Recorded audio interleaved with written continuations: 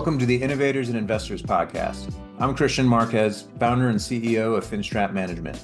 At Finstrat, we provide CFO-led accounting, finance, and reporting services to assist clients monetize their business. Stick around to the end of the podcast and I'll share how you can be our next guest. Now on to the show. And hello.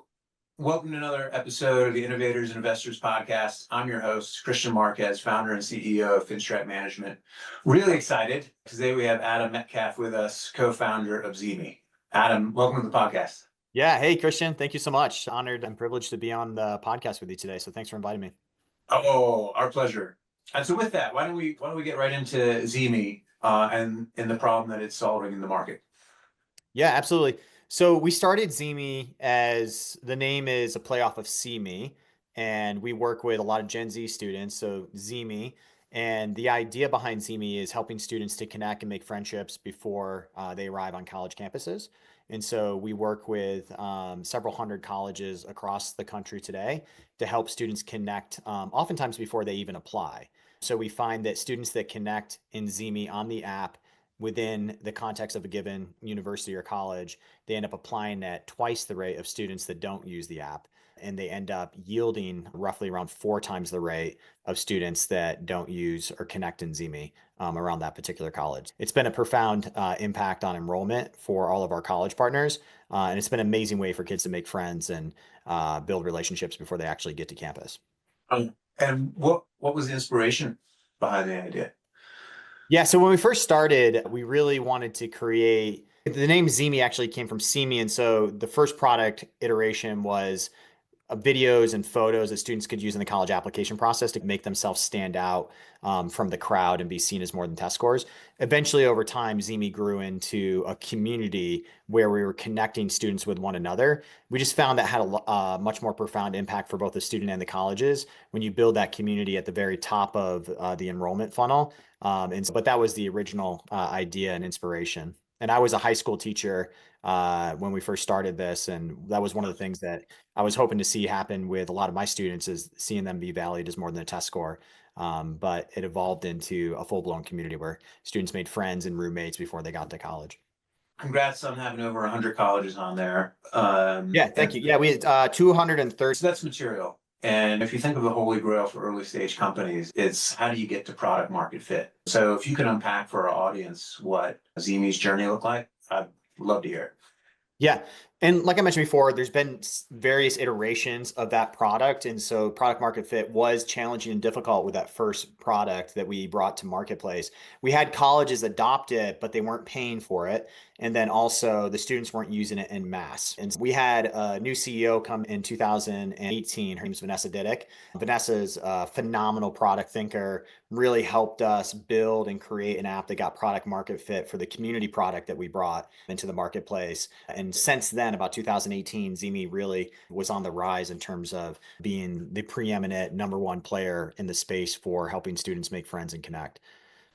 And so to your question, right, about like, how do you find that product market fit?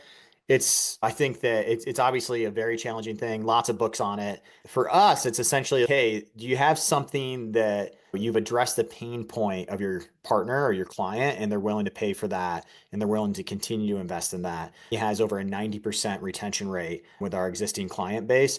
Finstrat knows that well because they help manage our books and help manage all of our finances. And yeah, it's been a huge blessing to have clients that are that vested in ZeeMee's and wanting to use it every single year. I heard it sounded like there was perhaps a formal pivot at one point at the onset. Did I hear that right? Yes, that's correct. Yep, there was a formal pivot. And so would love to hear, so this subject comes up often. Founders will pursue a problem and then realize as they gain market intelligence that they were almost on the right track, but they had to make some changes. Would love to hear how that unfolded and stress involved or any steps that you took to help confidence in the process. Yeah. And from the early days of ZeeMee's, we always had a vision of we could grow into community, right? We could connect students in community. The challenge and where we really had to make a more formal pivot when Vanessa came on board was you had to make the decision to actually cut the older product just to focus in on the product that we are wanting to build into and to become. And so that's where I would say there was the more formal pivot. We're literally going to drop what was called ZeeMee's Story and move away from that entirely and just go towards community. It comes with a lot of stress and anxiety and fear because by that point, we're a VC-backed company. So you've raised capital. We are 5 years into the journey before we actually 4 to 5 years into the journey, 4 years in terms of when we had raised VC capital into the journey when we made that decision. And so it comes with the stress of, are we going to be able to monetize where we need to be? Are we going to be able to get the capital that we need to get, revenue we need to get in order to keep operations going? And so it was very touch and go back then, right? We didn't know if ZeeMee was going to survive, right? We didn't know if we were going to make it. And we had tremendous ups and downs in the marketplace, times where the market loved us in the very early days to where we started transitioning and making product decisions that the market wasn't excited about and where the market turned on us. In 2017, we had a very difficult year where a lot of people in the higher ed space were no longer fans of ZeeMee. Since then, we've rebuilt the brand and we've built up a tremendous amount of trust and relationships in the space. And so what I took away then was, as part of this transition, there's a focus on a return on investment for the colleges themselves. Did I hear that right? Yes, that's correct. Yep. And in hindsight, when you look back, would you say it's fair to say that as you look to solve problems, that just part of facilitating product market fit is this understanding that you need to generate some return, whether it's quantitative or qualitative, for your customers? Yeah, absolutely. I think that you have to bring something to the market. I think the first product we brought, I would put it under the bucket of a nice to have, right? It was like a nice thing to offer to students. It wasn't really, moving the needle for any of our partner schools. When we brought community and we allowed these students to start forming friendships within the context of that particular university, and then seeing the impact it was having on the university and or college in terms of applicants and students that were ended up committing and depositing, students that were finding roommates and retaining at higher levels because they made those relationships, then we knew, okay, now we have a must have, right? And the colleges are willing to pay this. One of the early indicators of that, I believe, is multi-year contracts, right? So where colleges are saying, hey, I've tried this for a year. I love it. I want to continue. A vast majority of all of our clients today are multi-year contracts at ZeeMee because they see the value. They know it's a must have. They don't want to do admissions or enrollment differently moving forward. They want to use ZeeMee. It's a core piece of their strategy. Yeah, it's an interesting topic on renewals. I've heard debates on either side that, hey, there's tremendous value in giving your customers options of month to month. On the flip side, when in the setting of the multi-year agreement, you can better resource plan. Yeah. My experience has put me in the latter camp. Having the ability to be able to invest in a product roadmap, I think, is material, because as markets evolve, you continue to find out about new features and functions, and having line of sight of your revenue makes all the difference. Yeah. Yeah, I Um, agree, Kristian. Absolutely. And I think some of that's dictated by the marketplace you operate in. We operate in higher ed, and higher ed institutions are very used to annual contracts, right? Or multi-year contracts. They don't normally do things on a month-to-month basis. So I think that help us with the decision. Great point. Other industries, healthcare, a lot of government tech, appreciation that sales cycles may be a little bit longer. And yeah, no, it makes complete and total sense to be able to also make sure that you're going to go through that entire effort of your sales cycle of closing these colleges, that you're in a position to nurture all of them. Exactly. Yeah. Tangentially, as you would love to get your sense of how you think about your competitors. My kids have all graduated college, but at least at the time, they didn't have the benefit of ZeeMee. They're in their mid to late 20s now. And I think they were on Facebook. Would love to Yeah. hear how ZeeMee is creating a better experience than the other solutions that are out there. Yeah, in some ways, it's a reversion back to the original Facebook where you're really honed in and connecting with students on the same campus or students that are looking at the same college. So versus, hey, like we're just opening this up for you to make all of these friends across the world that you've met and for grandma and grandpa to jump in and make comments on your posts. ZeeMee's not like that. And we're very different than Facebook, very different than Instagram. ZeeMee is not like a performance-based cultural paradigm in the sense of I'm adding photos based on like my life and I'm hoping to get likes and I'm hoping to people to see like what I'm doing in life. It's strictly based on I'm trying to find friends. So if you come into the app, you're just entering in your interest. You're saying, hey, Kristian and I are both passionate about mountain climb, mountain biking, hiking, skiing. And so the app is naturally going to connect us. If we're looking at Montana State, for example, right, which is one of ZeeMee's partner schools, it's going to connect us within the app and say, hey, Kristian would be a great roommate. Hey, Kristian, you and Kristian should connect because you share this many interests. And so the app is operating in such a way that we're really honed in on how do we make friendships? And then how do you take those friendships that you've made digitally and move them into a real world space? Versus, hey, let's just stay on an app and continue to chat and continue to be friends on an app. We want students to meet on the app, but ultimately, at the end of the day, we want that to manifest itself in real world relationships as you meet on campus and you meet in person. And whereas AI obviously is very prevalent today, ZeeMee believes that AI can be very helpful and can certainly assist our college partners in many different functions and areas. But we also believe in the power and the beauty of human connection. And so we're really honed in on continuing to create human connection for our partner schools and students. Yeah, that's brilliant. I don't personally spend a tremendous amount of time on social media other than as it relates to our business. But I know a lot of detractors say is, hey, where's this face-to-face connections that we know we need to nurse? And it sounds Yeah. like you're thinking holistically, which, I would think it also makes closing new colleges that much better because, again, they're thinking of their own retention. Getting someone to come to their school is one thing, getting them to graduate in 4+ years. Oh, yeah. Oh, and there's schools today where they're up to 50% of students are not retaining in a given year, right? Very common to see 25% not retained. So retention is a massive problem for a lot of colleges and institutions. So being able to create community before you're getting to campus is all the more important today because you want those friendships to have really solid bonds as they transition to an on-campus community. And that's very impactful for retention. Yep. And so building on that, I would love to get your perspective on performance metrics and the degree that they inform decision-making inside ZeeMee's C-suite. And what specifically are you asking for there in terms of what our North Star metrics are or things that we're looking at? Any KPIs that are top of mind that you found over the years really go a long way to informing decision-making? Yeah, sure. So some of the things that we're looking at, net revenue retention, we want to know, are we increasing the price of those contracts over time or the revenue that's coming from those contracts over time, which is important because it does show value in the product that the clients are wanting to purchase more in the product, buy additional pieces to the product. Our gross revenue retention is important as well. That's a North Star metric for us is making sure that clients that we had last year are renewing again this year. So we're looking at those things very closely. On the product side, we're looking at user adoption. We're looking at user engagement. So we're measuring how often are students coming back into Connect. We're measuring based on different engagements in the app. Is that more likely to get a student to commit to a school? Those sorts of things are the various metrics that we use from both the financial side and the product side. And did you find that was in the company's DNA since year one, where you're taking a quantitative view of performance, or is that something that evolved? Oh, yeah, no, not, not at all.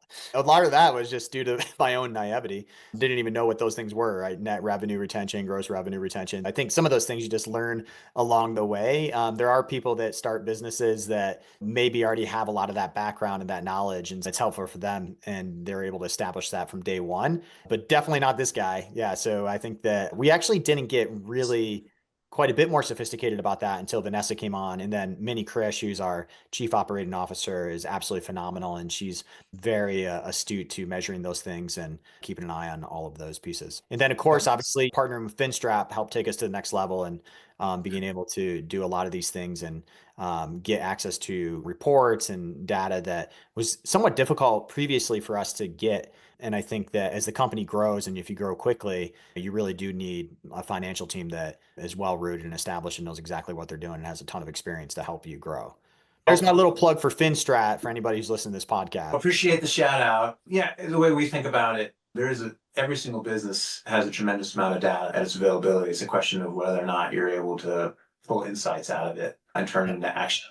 And so with that, you mentioned AI, obviously really big topic over the past 2 years.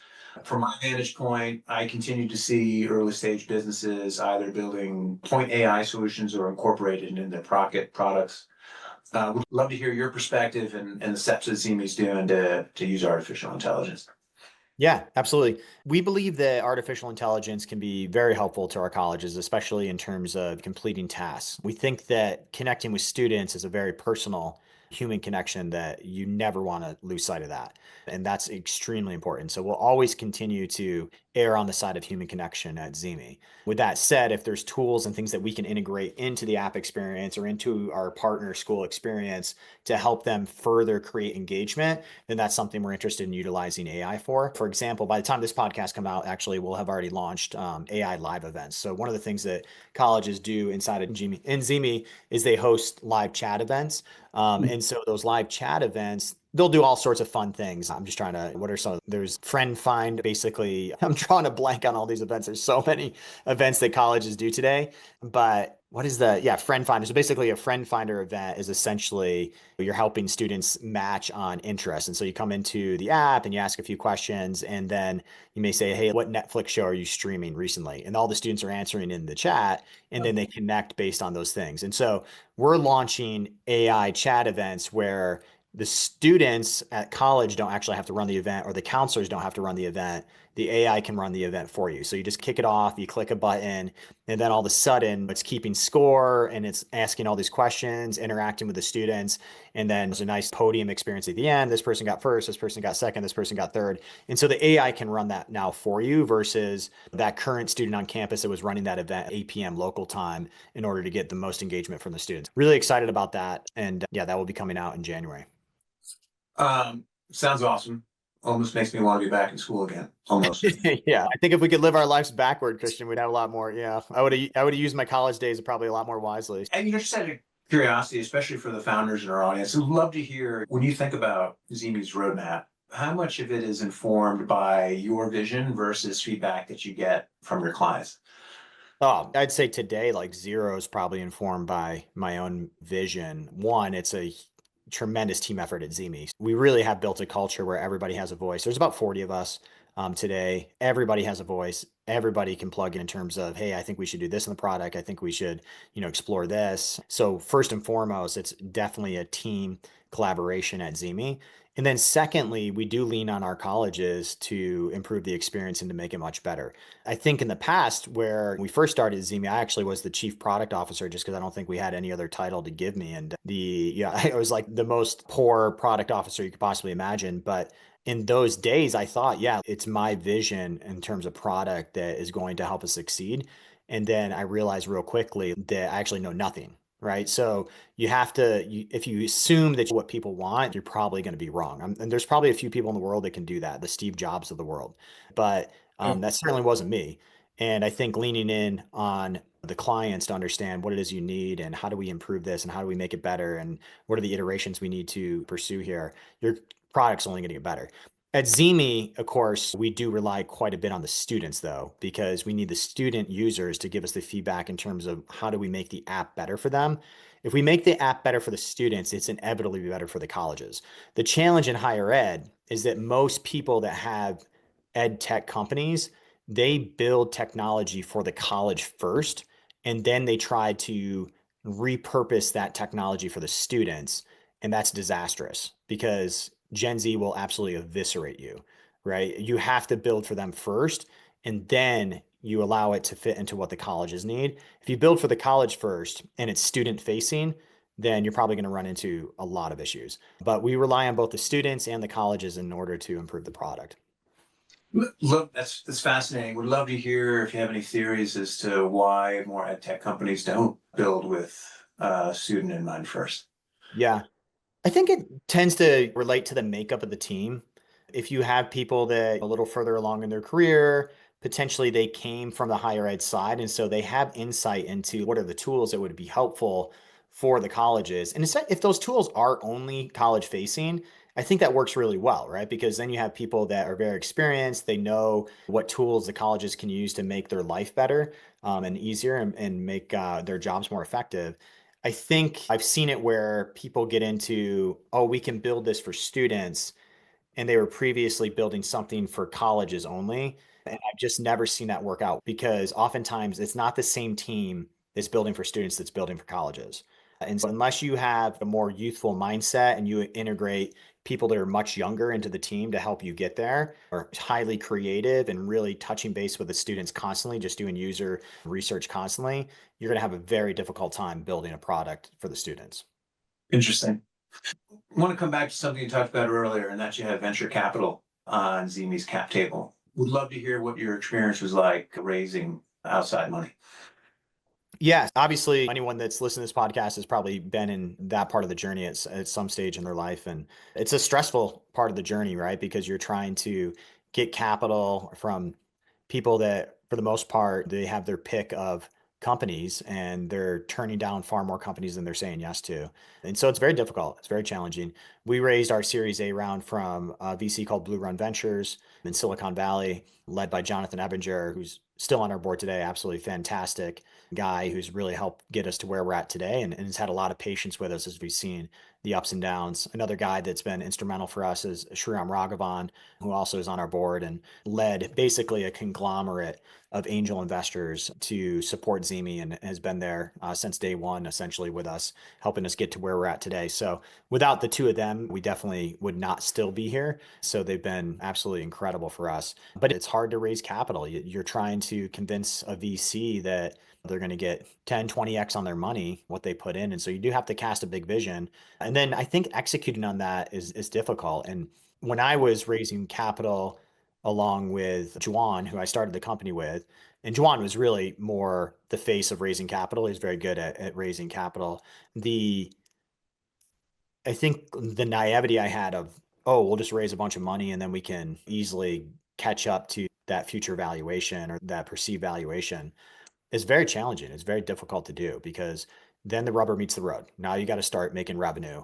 And if you don't get to revenue, because I always tell other founders that send me their decks and things like, you can raise on the promise or you can raise on the product, right? And if you're raising on a promise, the moment you get that money, like you better deliver on the promise and you better get the revenue in the door pretty quickly in order to show that you can do it.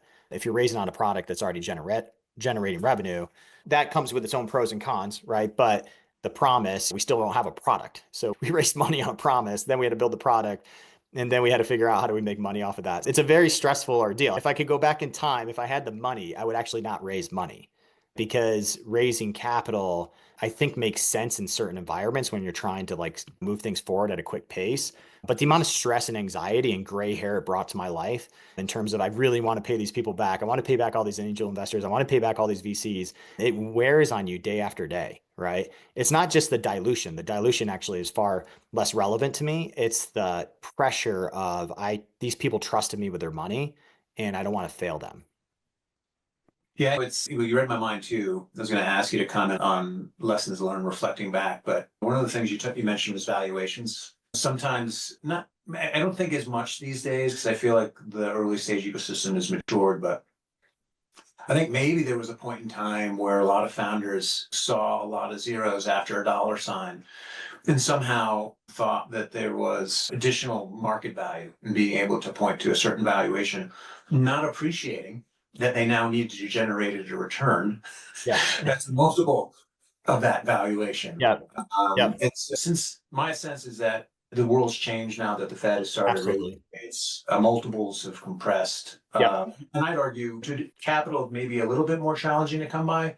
The silver lining is it puts founders in a better position to generate a return on capital because that's what they're looking for, whether it's angel or VC. So I'd say kudos to you that you recognize. Well, thanks, Kristian. Yeah, and I think that at one point it wasn't really sexy necessarily to be cash flow positive, and you were raising capital on much larger future valuations. Now it's much more sexy to be cash flow positive, and I would never want to do another business again that's not.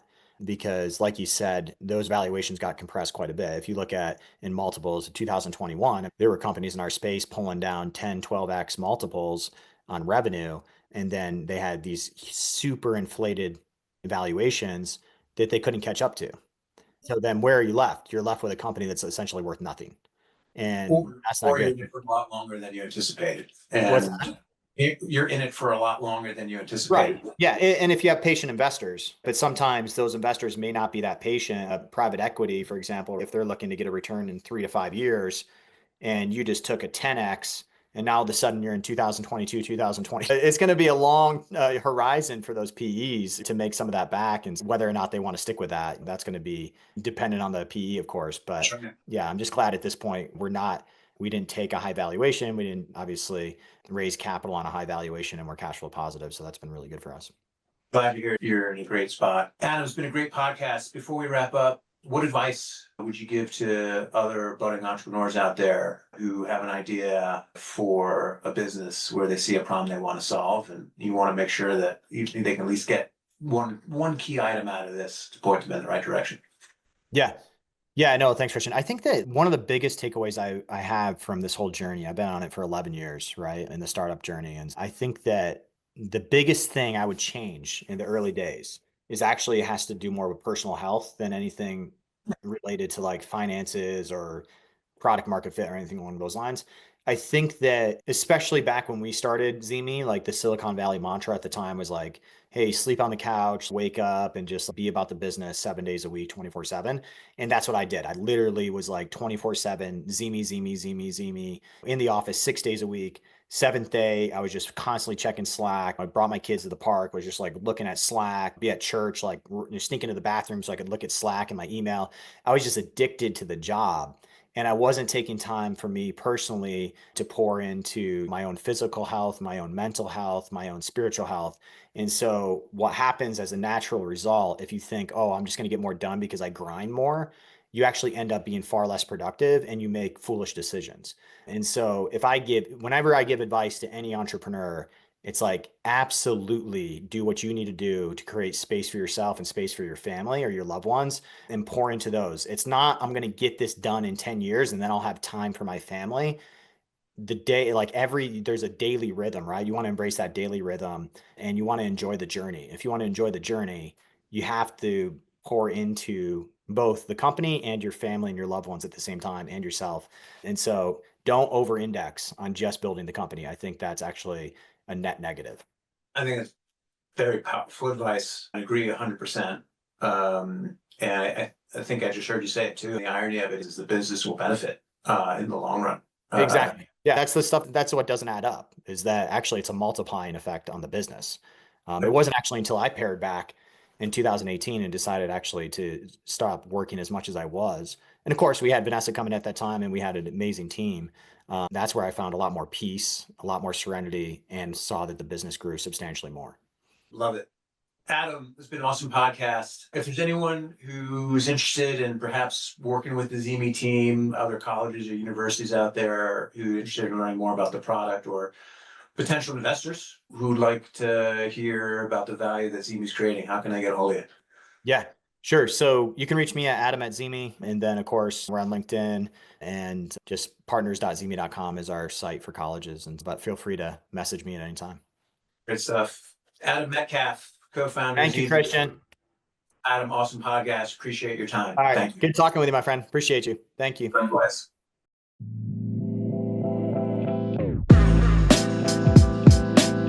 Kristian Marquez here. Thank you so much for listening to the Innovators and Investors Podcast. If you're a successful founder or an investor who would like to be on the podcast, please visit podcast.finstratmgmt.com/podcast-guest. If you've got something out of this interview, please share this episode on social media. If you know someone that would be a great guest, please tag them on social media to let them know about the show and include the hashtag Innovators and Investors. I'd love to see your posts and suggestions. We're regularly putting out new episodes and content. To make sure you catch each new episode, please subscribe to the Innovators and Investors Podcast. And your thumbs up, ratings, and reviews go a long way to help promote the show, and it means a lot to me and my team. Would you like to know more? Go to our website, finstratmgmt.com, or follow us on LinkedIn or on X. Our handle is @finstratmgmt. This is Kristian Marquez. Thank you for listening. Until next time.